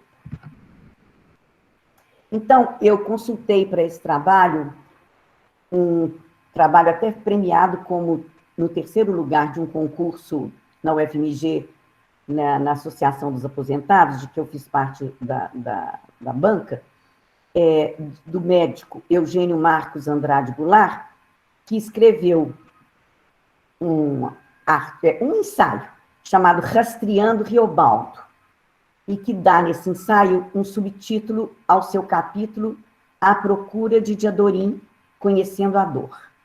E nesse texto, o Eugênio, né, o doutor Eugênio, médico da Faculdade de Medicina, não sei se é aposentado, talvez agora sim, tenta recuperar o trajeto de Riobaldo à cata das origens de Diadorim, depois da surpresa e dor de sua morte. Quando eu coloco aqui surpresa e dor, em aspas, eu estou me referindo à narrativa da morte, depois os interessados, os aficionados por Rosa, eu espero que sejam muitos aqui, e que a partir de hoje saiam mais ainda, mais aficionados, né, por conta do esforço que a gente faz, né, Cláudia? Os pesquisadores de congregar mais gente, né, para não deixar que a literatura de Rosa se perca. Ela jamais se perderá. Mas os aficionados podem procurar lá no episódio da morte a alusão à surpresa e dor do Riobaldo, que ele vai dizer que a dor não pôde mais que a surpresa, né, que é a revelação, né, do sexo de Diadorim. E eu coloco entre aspas também, para lembrar que isso é uma recorrência a 2 versos de Dante, na Divina Comédia, né, em relação a Beatriz. Então, ele vai dizer que quando o Riobaldo, né, passa por aquela coisa horrível, aquele trauma, né, da revelação e da morte, né, do amor, ele sai catando, né, ele sai catando a origem de Riobaldo, de Diadorim, ele quer saber mais de Diadorim, né? Então, em termos espaciais, ele dirige-se primeiramente a um arraialzinho chamado Os Porcos, nos Gerais de Lassance, onde Diadorim não tinha nascido. Eu também coloco em itálico, porque é muito interessante quando Diadorim se refere aos porcos, né? E que Riobaldo traz para o interlocutor essa referência, ele fala os porcos onde Diadorim, o Riobaldo, o Reinaldo, ou Jagunço, não tinha nascido, né? É muito engraçado, porque a gente sempre faz uma referência aos lugares onde tinha nascido, né? Lassance, né, que é do Fico de Lassance, uma cidade importante, inclusive, para a medicina, né? Onde se descobriu a questão da doença de Chagas. Né? Lassance fica às margens do Rio das Velhas, e ali Riobaldo é interceptado pela Serra do Cabral. Então, ele ruma para outras localidades que ele passa a citar. Ele ruma para Juramento, que é um antigo distrito de Montes Claros. Ai, gente, eu mexi aqui o negócio. Ele está ficando, assim, pálida a minha tela, não sei o que está acontecendo, se é rede. Não sei, gente. Juramento, antigo distrito de Montes Claros, a 40 quilômetros em sentido leste, então pertinho aí de vocês. Observação, o nome do distrito, isso também a gente descobriu, se deveu a juramento exigido por Fernão Dias Pais Leme, em 1680 mais ou menos, ele exigiu de seus comandados que ameaçavam se rebelar e abandonar a bandeira, né? A bandeira de Fernão Dias, ele foi explorar as pedras, né? Os bandeirantes que hoje estão em baixa, né? A partir mesmo lá das revoltinhas, né, e das manifestações em São Paulo. Depois ele passa por Peixe Cru, depois ele passa por Terra Branca, Capela e Capelinha do Chumbo, nos limites de Grão-Mogol, e chega em Itacambira, onde, de fato, Diadorim nasceu, e ele vai encontrar, então, o batistério, né? O atestado de batismo, né? Então, vamos ler. Aonde fui? A um lugar, nos Gerais de Laçança e os Porcos. Assim lá estivemos. A todos eu perguntei, em toda porta bati. Triste pouco foi o que me resultaram. E pensei encontrar alguma velha ou um velho que da história soubessem, dela lembrados quando tinha sido menina, e então a razão rastraz de muitas coisas haviam de poder me expor muito mundo. Isso não achamos. Rumamos daí então para bem longe, reato. Gente, eu não sei se é reato ou reto, desculpe, depois eu tenho que conferir, me desculpe. Juramento, o peixe cru, terra branca e capela, a capelinha do chumbo. Só um letreiro achei, este papel, que eu trouxe batistério, da matriz de Itacambira, onde tem tantos mortos enterrados. Lá, ela foi levada à pia, lá registrada assim, em 11 de setembro da era de 1800 e tantos, o senhor lê, de Maria Deodorina da Fé Betancourt Marins, que nasceu para o dever de guerrear e nunca ter medo, e mais para muito amar, sem gozo de amor. Reze o Senhor por essa minha alma. O senhor acha que a vida é tristonha? Interessante a gente pensar, né, que o 11 de setembro tornou a acontecer tragicamente, né? Enigmas. Segundo Goulart, né, naquele texto, haveria em Bocaiúva um lugar imprescindível no e do trajeto de Reobaldo, em busca das origens de Diadorim, um estranhamento de seus moradores quanto à não referência à cidade, transformado até em certa mágoa. Se citam tantos lugares daquela região, por que omitir Bocaiúva? Perguntaria a esfinge na entrada da cidade, né? Então, na pesquisa do Eugênio, do doutor Eugênio, ele passa por Bocaiúva, estranha que Bocaiúva, que está lá mesmo no trajeto, não seja citada nenhuma vez, e pergunta, né? E ele vê essa mágoa na cidade, né? De a cidade não estar no roteiro de Reobaldo, né? E aí ele aventa essa possibilidade. Talvez a resposta tenha sido encontrada por um leitor fanático de Guimarães Rosa, que dela se convenceu dessa resposta para desculpar seu autor. Ouvindo antigos moradores do lugar, soube da história de um valente jagunço, cuja identidade feminina só se descobriu depois de sua morte em combate. Uma motivação ocultada? Uma outra, né? Motivação ocultada, porque nós temos também a motivação mítica, né, do mito da donzela guerreira. Né? Certo? Incerto?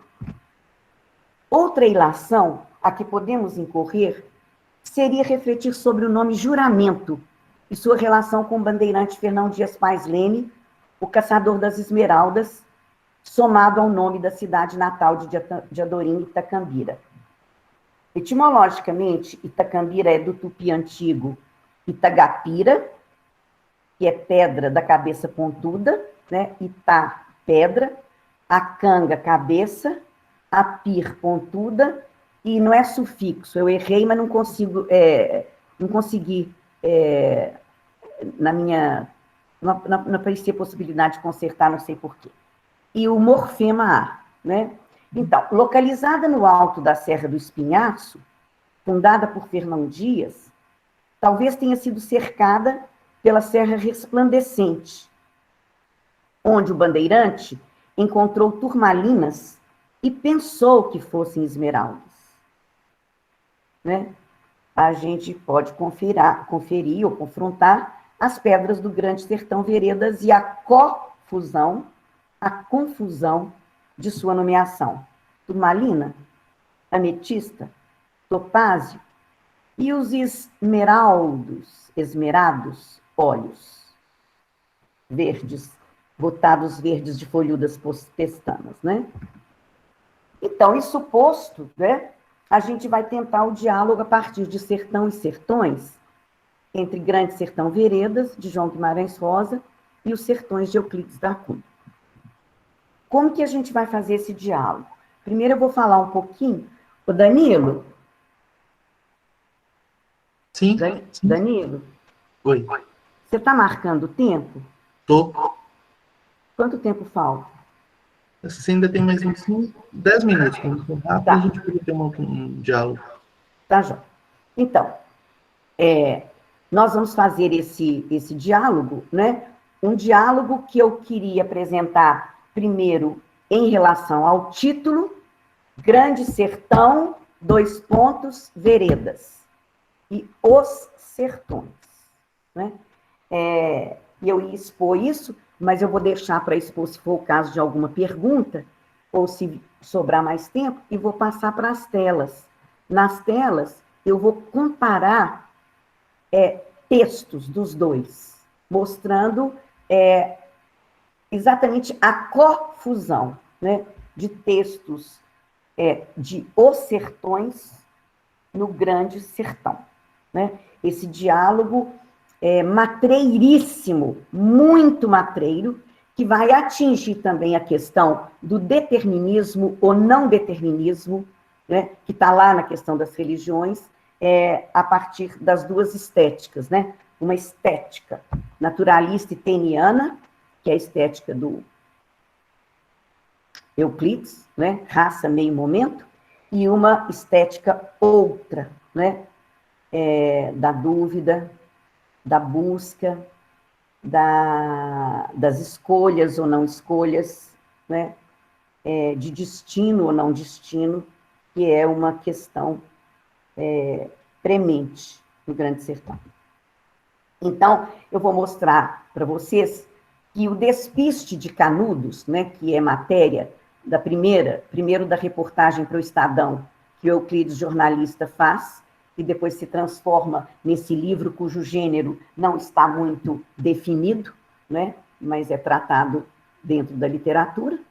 É um livro, um texto literário, ficou um texto literário, mas não tem um gênero definido, né? O despiste de Canudos na narrativa do romance rosiano. Vejam lá, a gente tem um Grande Sertão. Quando a Guararavacan é atravessada e no meio do livro, e Riobaldo, o bando vai vingar a morte de Joca Ramiro, que foi anunciada na própria Guararavacan, a gente teria, né, o comando a campanha sob Medeiro Vaz logo depois dessa morte, que é quem primeiro substitui Joca Ramiro, mas essa campanha já foi narrada no início do livro, então eles saem e logo depois volta Zé Bebelo de Goiás pelo Rio Paracatu. Então, eles vão enfrentar uma guerra de vendetta, uma vingança, uma guerra muito séria. Então, está escrito assim: saímos fomos, mas descemos no canudo das desgraças. Ei, saiba o Senhor, desarma do tempo, hora de paga e perdas, e o mais que a gente tinha de purgar, segundo se diz. Tudo o melhor fizemos, e tudo no fim desandava. Deus não devia de ajudar a quem vai por santas vinganças? Então, a Guerra Santa, Canudo, a questão da religião, etc. Isso aqui é uma derivação regressiva, né? Desculpem, é uma derivação imprópria, aqui em Canudos, né? Em Canudo, ele faz isso muitas vezes durante o texto, transformar um substantivo próprio em substantivo comum, né? E vai fazendo essas sugestões. Essa fala se localiza, eu estou usando também, em terras que intestam com a Bahia, Canudos, né? No sul da Bahia. Chão que queima, branco, e aqueles cristais, pedra cristal quase de sangue. Chegamos até o cabo do mundo. Aqui há expressões dos sertões. O narrador ainda fala em seguir, sem eu saber, o roteiro de Deus. Então, está aí essa conversa. A referência a Antônio Conselheiro em Os Sertões é Grande Homem pelo Avesso. Está na página 116 da edição que eu estou consultando. E ecoa O Homem dos Avessos, que está na página 11 de Grande Sertão Veredas, na edição que estou consultando também. Então, você tem ainda outra proximidade. Em Cansanção, isso é de Os Sertões, atreguaram-se estas impressões cruéis. Houve por 2 horas um remanso consolador. Esta escala foi providencial.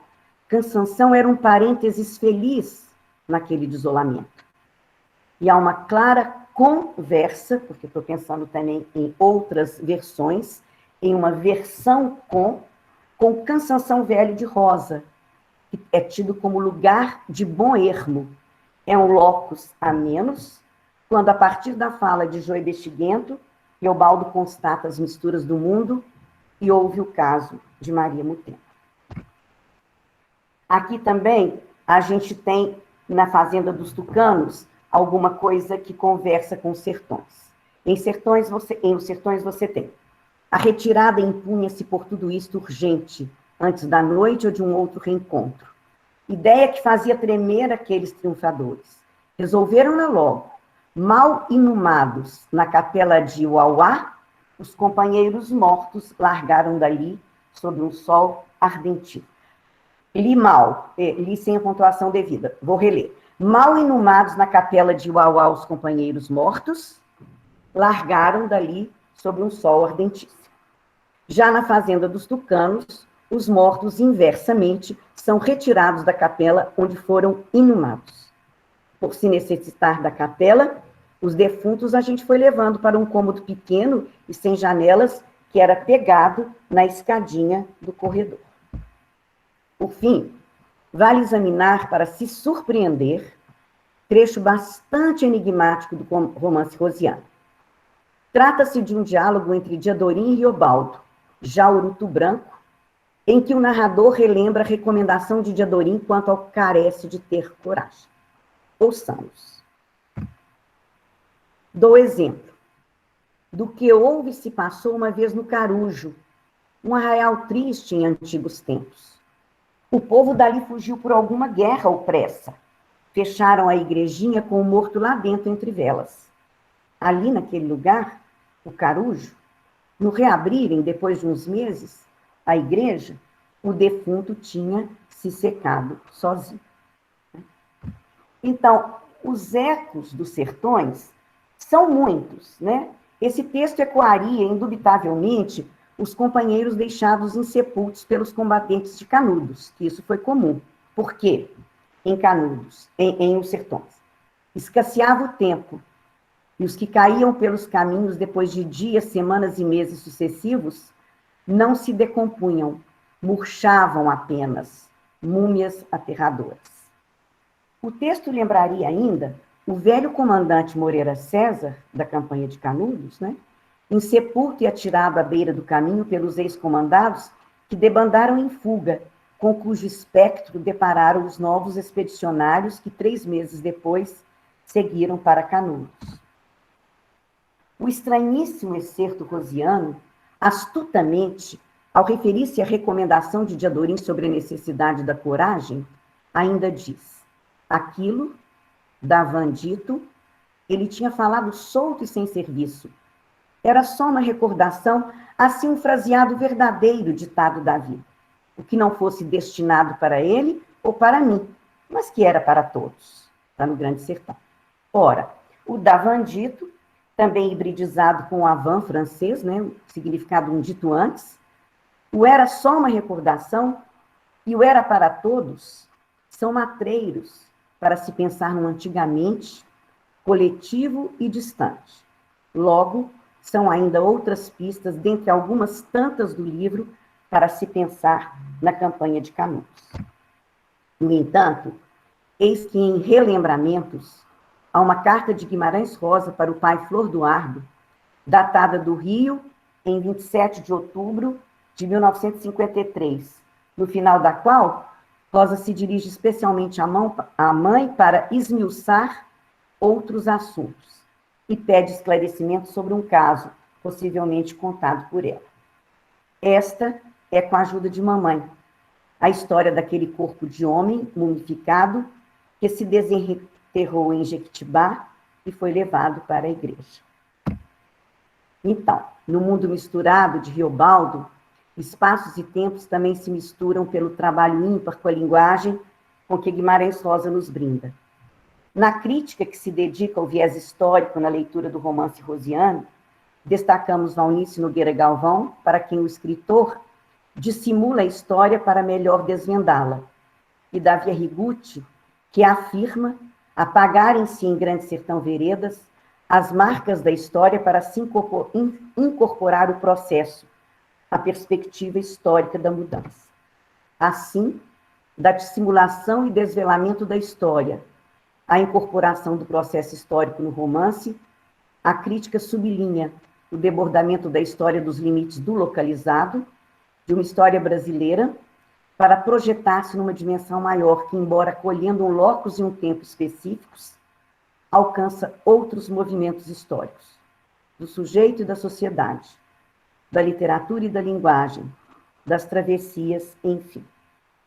As referências são essas: Arrigucci, Bolle, Cândido, Cunha Euclides, Valnice Galvão 2 vezes, Eugênio Marcos Goulart, Guimarães Rosa nessa 4ª edição e Alain Vigian. Muito obrigada a vocês.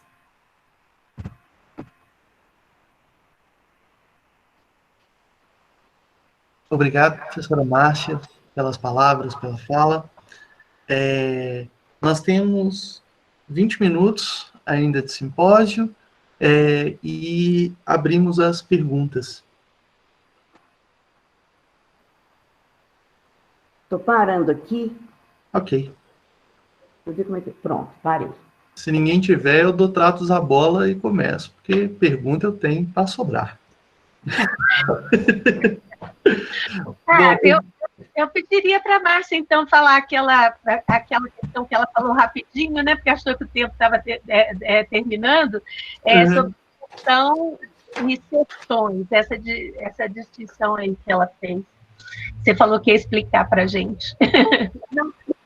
É porque, na verdade, quando a gente vê, né, o título do Grande Sertão Veredas, é sempre muito enigmático, porque até então não havia nenhum título, né, na literatura que houvesse um título com 2 pontos. Depois virou moda, né? É difícil a gente encontrar uma tese, uma dissertação que não tenha 2 pontos. Explicação. Então, assim, mas como obra literária, realmente causou espécie, né? E também não foi um título primeiro pensado, ele tinha outros, né? Então, assim, você tem que pensar em diálogo também, porque os 2 pontos, né, eles ou inauguram uma troca de turno num diálogo, né, ou eles têm uma enumeração depois deles, né, ou eles têm uma explicação, né, do ponto de vista da norma de pontuação, né. E claro que Veredas seria um trocar em miúdos para atravessar o Grande Sertão, né? Esse jogo, quer dizer, Veredas também dialoga com o Grande Sertão e também explicaria, essa palavra é difícil, ou interpretaria o Grande Sertão, né? Porque se o diabo é as grutas, vamos com calma. Então, não vai para o Grande Sertão, não. Pega as veredinhas e segue, né?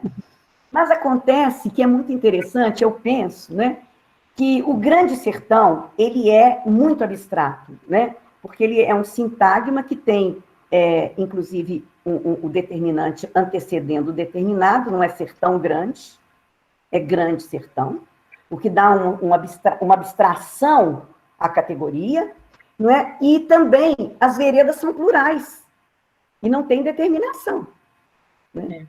No entanto, o Euclides fala os sertões, então está muito delimitado, muito bem delimitado e muito bem escrito, e tão valioso quanto, não há aqui nenhuma hierarquização de literatura, isso não existe, né? Então, eu penso que ele está um pouco dizendo pro Euclides, olha, Euclides, o meu negócio é outro, eu não estou tão convencido dessa determinação, não, terra terra, homem, luta. Não tô. Isso não é definitivo para mim. Eu quero pôr isso em questão. Então, eu acho que é isso. Uhum. Muito bom. Eu tenho uma pergunta para cada uma, assim. Vou começar pela pergunta da Márcia, porque nos anos que eu morei em Januária, eu conversei com um descendente do Barão de São Romão, que comentou comigo uma vez que, por um determinado tempo, um tal Jagunço Bem tomou Januária por uns dias e entregou dias depois. Como você vem trabalhando essa questão da toponímia, da relação do Rosa ter coletado muitas dessas histórias, né, para suas narrativas, como é que você pensaria essa relação desse período em que o Rosa passeou pela região do Sertão? Né? Biograficamente, a informação que eu tenho é que ele era colega de turma do curso de medicina, de um tal Aquino, me esqueci o nome, que é de Januário. E há um conjunto de cartas entre ambos, né? Há, inclusive, uma pesquisa desenvolvida de que alguns temas que aparecem, por exemplo, no Manuel Ambrósio, na obra do Manuel Ambrósio, antecipam algumas discussões que o Rosa vai ter, como meu tio vai ter, etc. Então, como que você pensa isso, essa relação biográfica, já que a gente está numa onda que as pessoas estão supervalorizando esse conceito de autoficção, que eu tenho 1000 reservas a ele, como que você pensa essa relação biográfica? E, Cláudia, então, só você vai primeiro... duas, e aí você responde, que aí a gente ganha tempo. Cláudia, a pergunta é... Primeiro, sempre bom te ouvir falar, estava com saudade dessas aulas, né? Falo como aluno sempre, né, nesse caso. A pergunta é a seguinte: com relação ao pacto, você pensa uma relação existente com a ideia de promessa, já que você está falando da religião? Porque, sim, tem uma coisa no pacto que me chama muita atenção, que é o pacto, quem vende é o humano, né?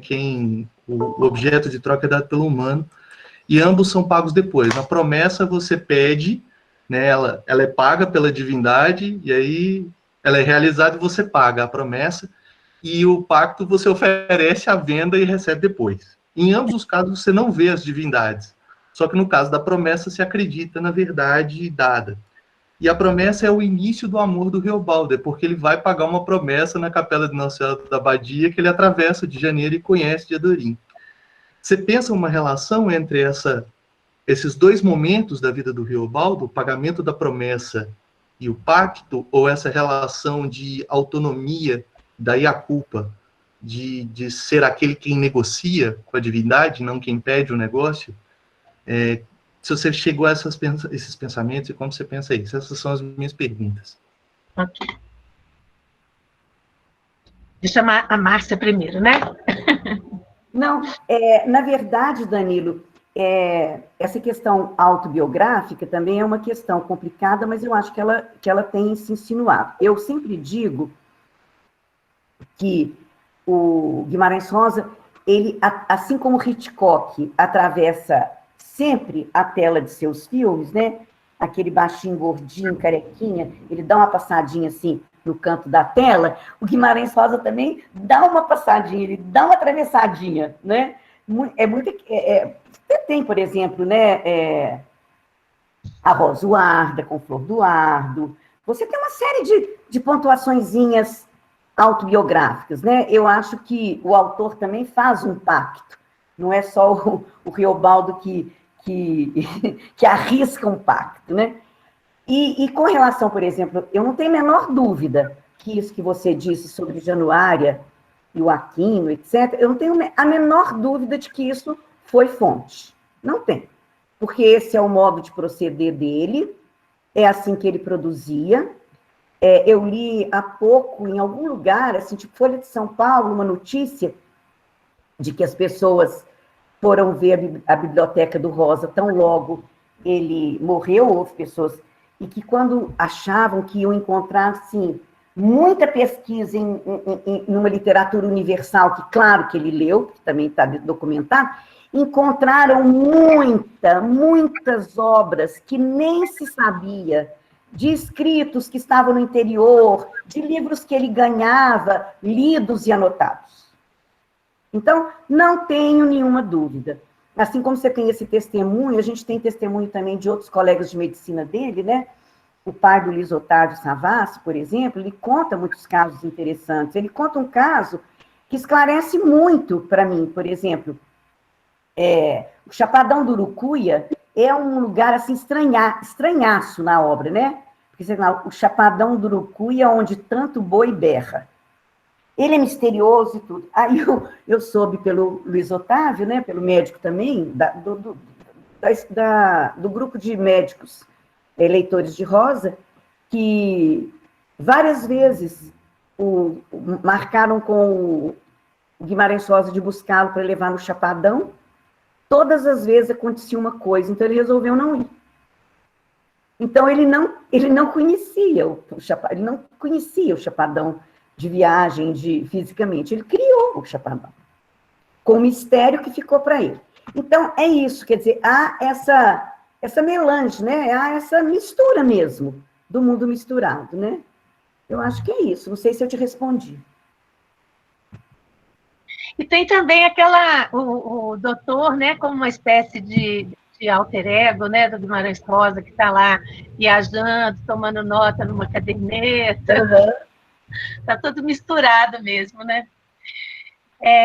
Uma coisa que eu me lembrei também, que o Manuelzão falava que a história da moça que era jagunça, que vestia de homem e tal, foi ele que contou para o Guimarães Rosa. Manuelzão dizia isso. E o cordel já estava assim disso. O cordel lá em cima já estava assim disso. Que está lá no, né? Como o Guimarães Rosa mesmo diz, né? Eu não inventei nada, estava tudo aí, né? Só que eu pensei, outros não, né? Bom, em relação à questão da promessa, Danilo, na verdade, eu nunca pensei nisso. Mas eu não consigo, assim, ver pensando aqui agora, eu não consigo ver uma área de aproximação muito grande, não. Por quê? Quando ele conhece o Diadorim, enquanto eu vou falando aqui, eu posso mudar de ideia, tá? Porque eu realmente nunca pensei nesse assunto. Mas a promessa que o Riobaldo paga quando conheceu o Diadorim é uma promessa que a mãe dele fez, né? Por causa de uma doença grave que ele tinha tido, né? O pacto é uma coisa dele. Aí eu fico achando que pode ter alguma correspondência também, que é uma coisa dele, mas eu acho que é motivado por Diadorim. Ele queria resolver aquela questão ali para os dois poderem ver o que faziam da vida deles. Né? É assim que eu acho que eu interpreto o pacto. Né? Porque ele em si não tinha tanto interesse assim em pingar o Joca Ramiro e matar o Hermógenes. Né? Mas ele já tinha visto que o Diadorim não sairia do bando enquanto aquilo ali não se resolvesse. Né? Então, eu acho que tem Diadorim no fundo mesmo, né, do pacto. Agora, quando ele faz o pacto, eu me lembro de uma coisa específica, assim, que põe um pouco em questão isso daí. Talvez seja isso que a Márcia está dizendo, tudo certo, tudo incerto. Né? Porque ele diz que, ele fala, quando ele foi fazer o pacto, que ele invocou o demônio e tal, foi na encruzilhada, fez as coisas todas que tinha que fazer, e aí ele diz assim, destruir o Hermógenes, acabar com aquele homem.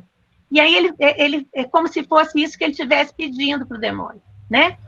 Mas aí ele diz assim, mas eu pensei isso só porque eu precisava de fixar o pensamento em alguma coisa, porque do Hermógenes mesmo eu nem estava me lembrando.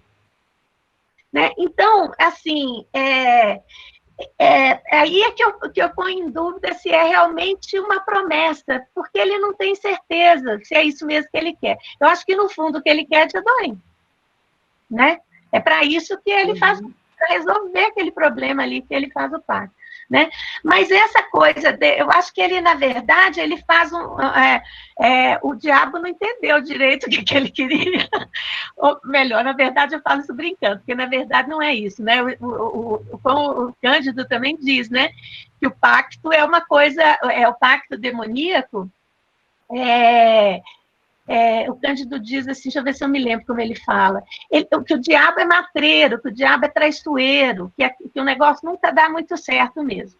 Né? Quer dizer, você faz o pacto, você ganha, o Riobaldo, quando faz o pacto, ele ganha o objetivo do meio, né, vamos dizer assim, e não o objetivo final, que era liberar o Diadorim da vingança. Né? Então, aí eu acho que um pouco complicado estabelecer a relação, porque eu acho que vamos dizer assim, a área de correspondência entre as duas promessas, né, vamos dizer assim, ela é pequena, né? Teria que refletir mais um pouco, talvez, né, para ver se tem uma correspondência maior. Talvez pensando que Diadorim está lá no objetivo final, né? De repente, talvez a gente possa refletir um pouco mais, né, nessa direção, de tentar aproximar que as duas coisas estão relacionadas com Diadorim, né? Mas, mais além disso, eu não consigo, assim, pensar agora, nesse momento, não.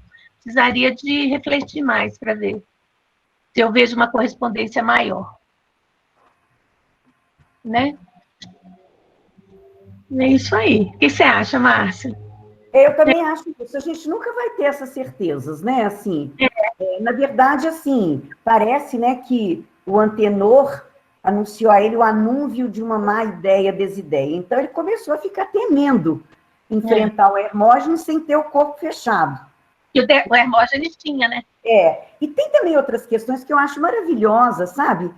Que aí atinge um pouco a questão da linguística, né? Porque, por que a dúvida? Porque era oral, o pacto não foi escrito. O do Hermógenes foi escrito, foi um pacto de sangue, selado com sangue. Então, tem toda essa questão matreira, né, do Guimarães Rosa, oralidade escrita, memória escrita, essas questões que eu acho extraordinárias. Não é? E aí tem até ele mesmo, como não está escrito, o pacto tem variações, né? Exatamente. Então, tem um momento que ele fala que o pacto é de um jeito, depois, em outro momento, ele fala um pouco diferente. Das regras, né, de realizar o pacto. E os nomes, né? Veredas mortas, altas, tortas, que vão lembrar letras altas, letras mortas, letras tortas. E também o cenário, né, entre dois rios, é a Mesopotâmia. Lugar onde, por uma versão, surge a escrita. Então, tem uma série de outras questões, né, alegóricas que estão por ali, né? Assim, boiando. Cara, não dava ponto sem nó, né? Não.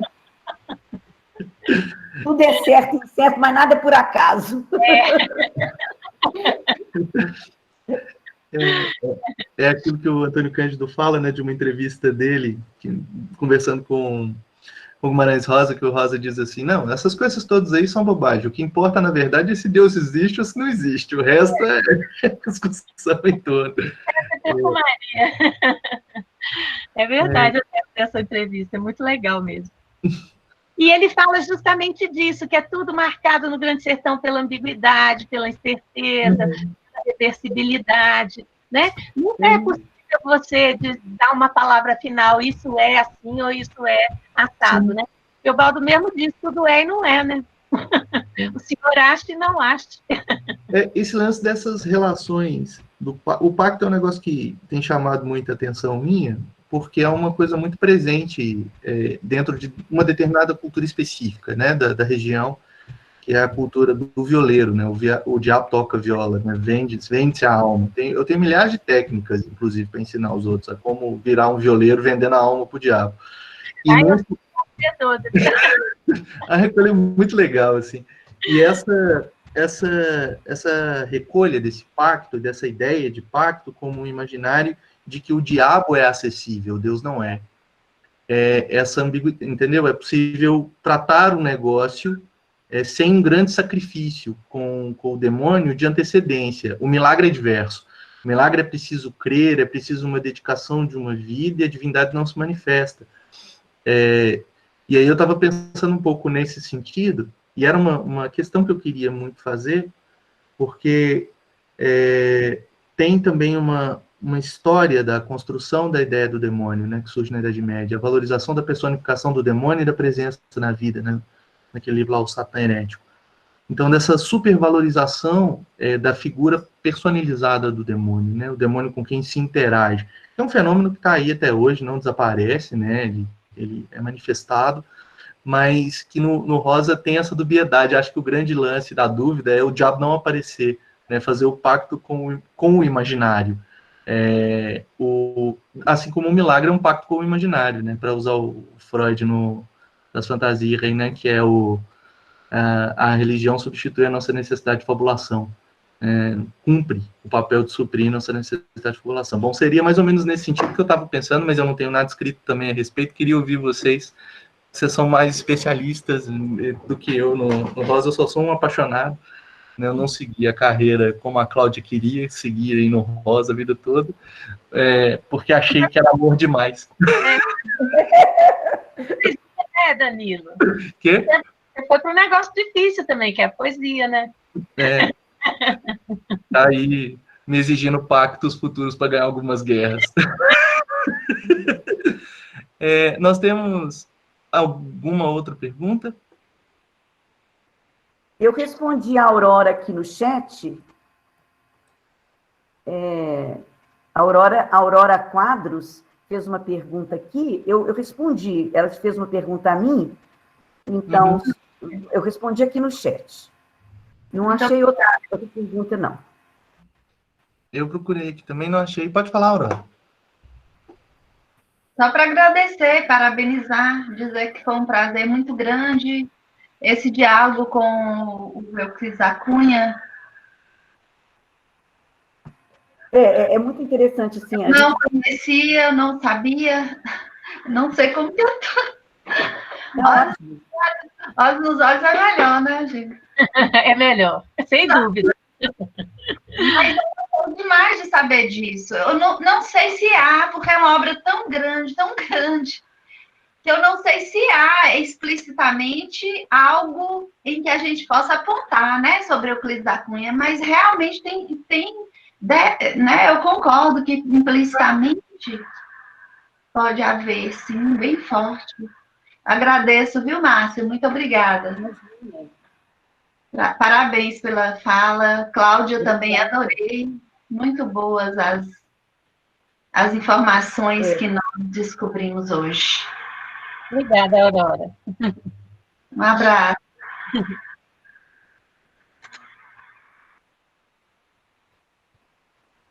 Bom, mais alguma pergunta?